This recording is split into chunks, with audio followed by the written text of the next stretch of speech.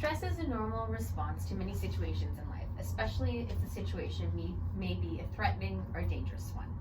So, can you describe any physical symptoms your body may experience or go through if you were to become stressed out? For me, when I get stressed, I tend to clench my jaw and like bite my teeth, or like bite onto my lips, or like just tighten my fingers, crack my knuckles. Noticed you do that a lot before too. Yes, I start to sweat and I start to get headaches. Okay, so most people do experience many of the symptoms that you guys just described, but they may not always understand why these things are happening to their body. So stress is a result of brain chemicals called hormones surging through the body. These hormones make people sweat, breathe quickly, tense their muscles, and prepare for action. Every person has an internal built-in alarm system that gets activated to protect themselves. So does anyone know what this internal response system is called? I think I know. Fight or flight. Adrenaline rush. Fight or flight. Oh. But yes, it is adrenaline rush that kicks in. Yes. That is the response system. So fight or flight. So what comes to mind when you think of that phrase, fight or flight? Survival. Yeah, survival of the fittest. Yeah. Definitely. Just protecting oneself for any traumatic situation. Defense mode. Yes, exactly. So the purpose of fight or flight is to prepare your body to either stay and deal with the threat or to run to safety. So, you pick and choose depending on the situation. Now, that's not to say every situation will be like that or to that degree. So, some situations may not get to the level of fight or flight. A certain amount of stress is a normal part of daily life. Small doses of stress actually help people meet deadlines, be prepared for presentations, be productive, and arrive on time for important events in their life. Now, long-term stress, however, can be harmful. In what situation might long-term stress become harmful?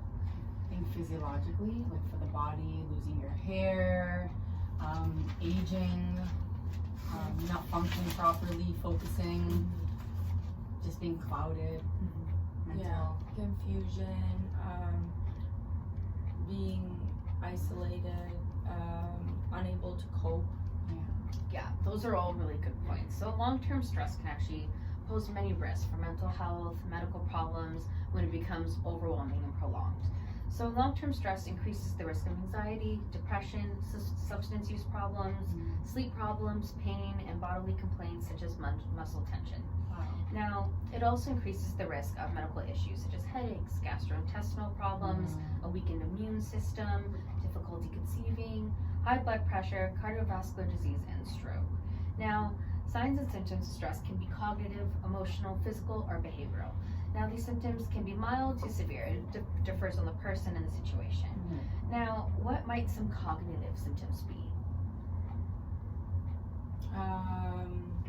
Cognitive symptoms could be like a migraine or attention. Along those lines, for sure. ADHD. For sure. It can lead to difficulty concentrating and thinking, for sure. Memory problems, negativity or lack of self-confidence, constant worrying, difficulty making decisions. It's all under that umbrella. So now, what do you guys think might some emotional symptoms include? Crying, sadness, low mood. Absolutely. Mood disorders, maybe. Absolutely. Moodiness, low morale, irritability, feeling hopeless, anxious, nervous, depressed, unhappy, guilty, feeling agitated or unable to sleep. Those are all symptoms of emotional stress. Now, how about physical symptoms? Body aches. Yeah.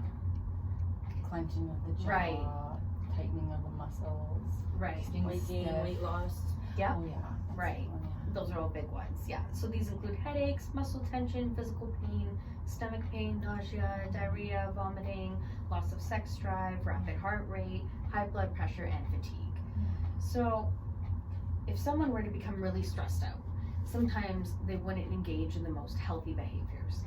So what might someone do to act out in a sort of unhealthy way in terms of dealing with stress? Like over excessive amounts of eating, maybe. Right. or like verbally aggressive towards someone else, or physical even. or even working out too much to the point where it turns into anorexia or bulimia. Right. So true. It can be the other end of the spectrum Yeah. as well. Yeah. So changes in eating and sleeping, social withdrawal, nervous habits such as nail biting, teeth grinding, foot tapping, increased use of caffeine or cigarettes, alcohol or other drugs, neglect of family or work responsibilities, decline in performance and productivity.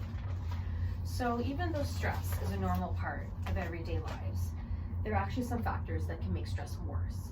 So limited social support, multiple stressors at the same time, difficulty regulating or balancing their emotions, difficulty tolerating uncertainty or distress, lack of self-confidence, interpretation of the stress can be negative, can help make you feel powerless or overwhelmed.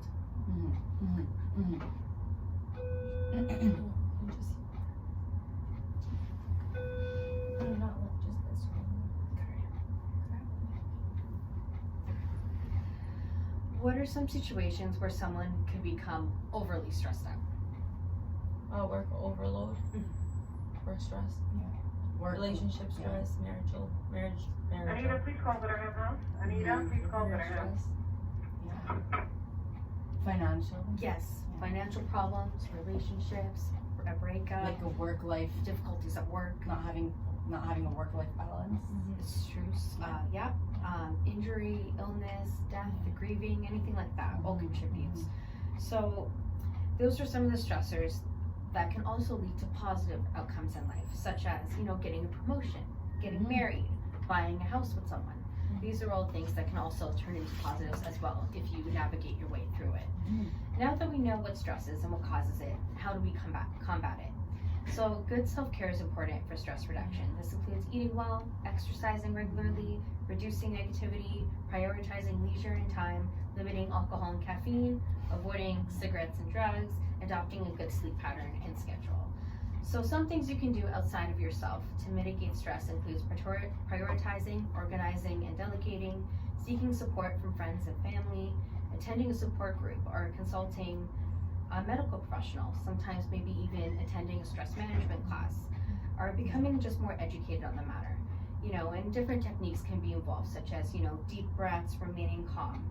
So the more we learn, the more we are equipped to deal with stress. Once a person has a strong sense of emotional well-being, they will have a stronger capability to become more aware and bounce back from stress. Yeah, that's true. Well, that was all really great information. Yeah, thank you for that. Thanks.